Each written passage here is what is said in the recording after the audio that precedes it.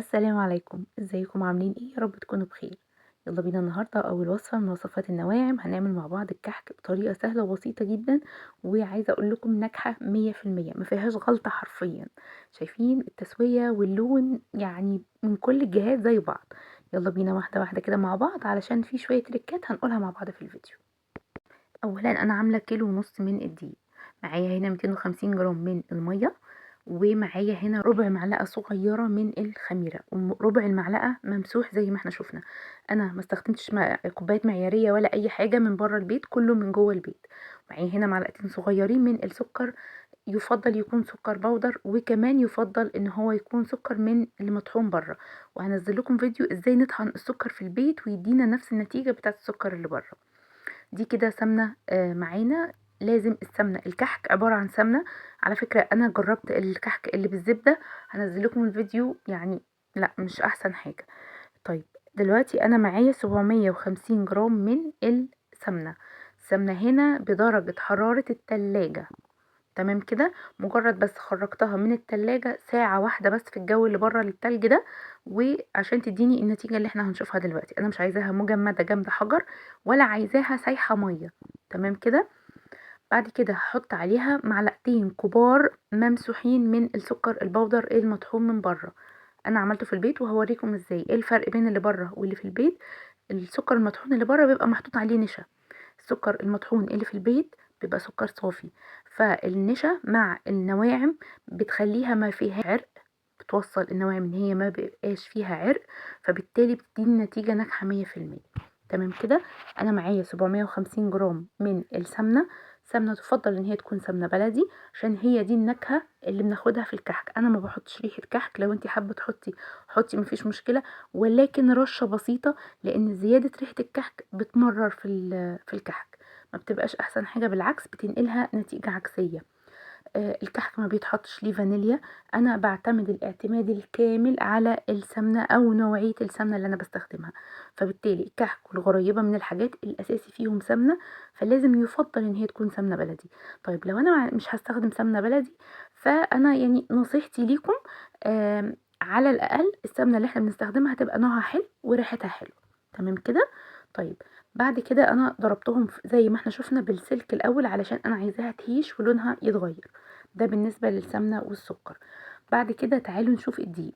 طبعا الاكياس المغلفة بتاعت الدقيق احنا بنجيبها على انها كيلو، بس انا لما وزنت الكيس ما طلعش كيلو. تمام كده. فانا كل اللي انا هعمله، انا مش هاخد من الكيس على طول وافضيه. تمام كده. انا هاخد فيه بولة واوزن الكيلو ونص. ليه؟ لان انا هوزن السمنة على اساس ان دي هيبقى كيلو ونص. لو معلقة واحدة بس دقيق قلت من المقدار او زادت في المقدار، بالتالي هينقل المكونات او الحاجة اللي احنا بنعملها لنوعية نواعم تانية، او مش هتبقى نواعم. المقدار مش هيبقى مظبوط. فبالتالي لازم مقدارك يبقى مظبوط 100% بالجرام بالجرام.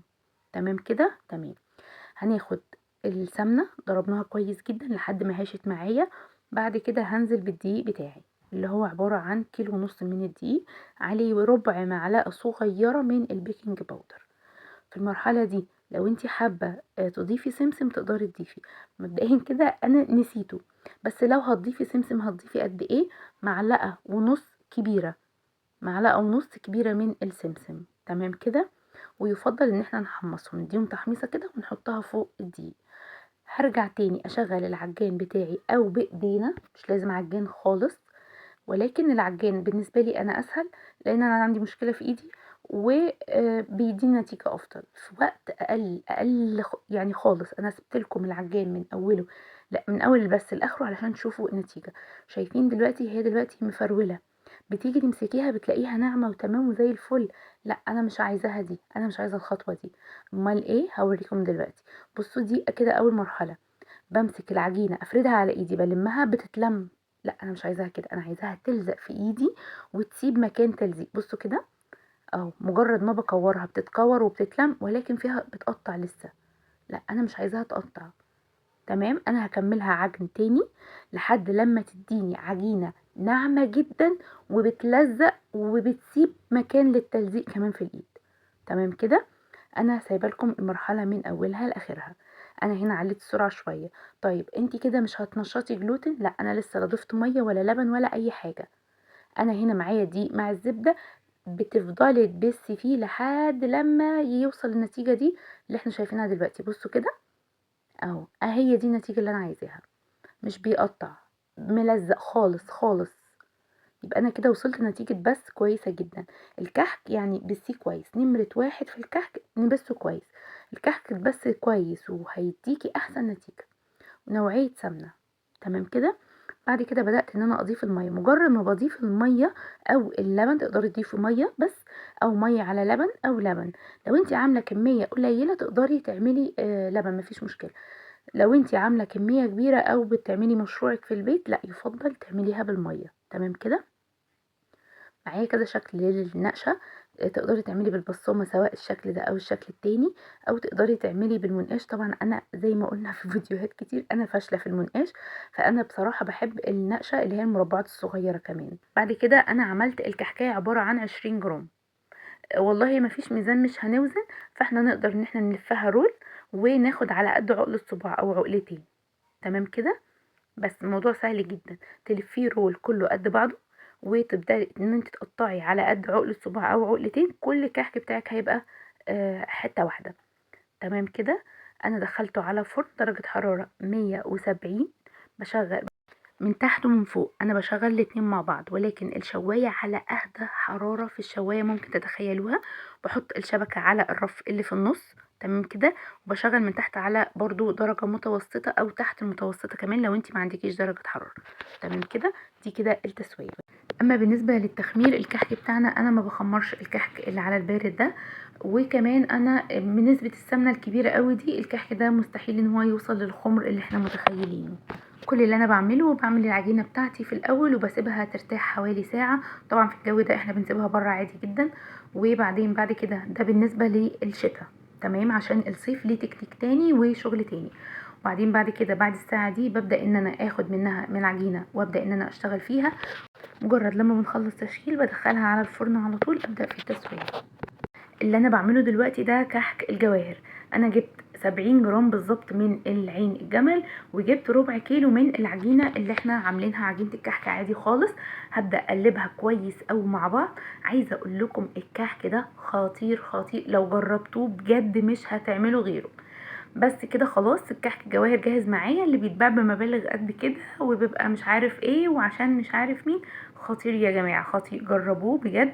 يعني حتى لو شويه صغنطتين كده من العجينه، هتعملي عليها شويه من عين الجمل. انا عايزاه مجروش، مش عايزاه مفروم. تمام كده. احنا عايزينه مجروش خشن مش مفروم.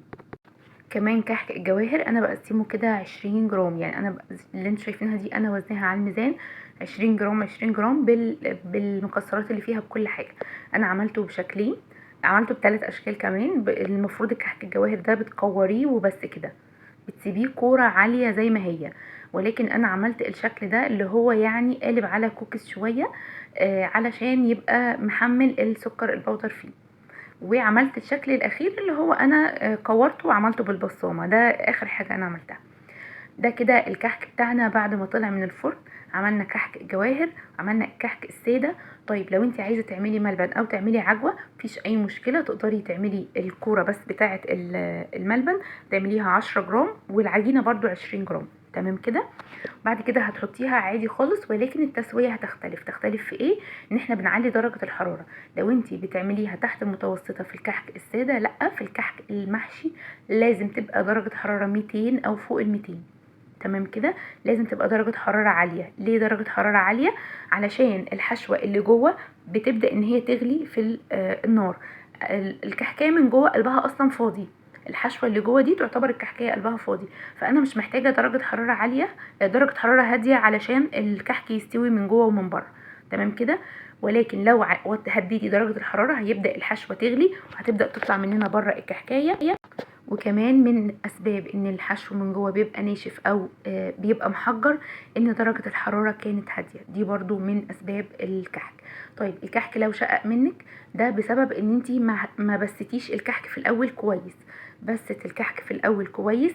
خدمه الكحك العجينه بتاعتها لازم تختميها كويس جدا علشان ما تبقاش مشققه منك. اعمل الكحك بارد ولا سخن؟ لو انتي بتعملي كميات كبيرة فبالتالي تقدري تعمليه سخن جدا لو انتي بتحبي الطعم بتاع السخن. بس نصيحة اعملوه على البارد، البارد بيبقى اخف واحسن. انا هنا سيحت السمنة او بالبلدي كده قدحت السمنة وسبتها في التلاجة لحد تاني يوم وبدأت ان انا استخدمها عادي جدا. فبالتالي انا عملت 2 في 1، انا عملت هنا السمنة مقدوحة اللي هو على السخن، وفي نفس الوقت انا عملت الطريقة اللي على البارد. ده كده الكحك بتاعنا. اتمنى الفيديو يكون عجبكم. لو عندكم اي استفسار او في اي حاجة انا ما قلتهاش قولولي في الكومنتات وانا هجاوبكم. اشوفكم فيديو جديد ومع السلامة.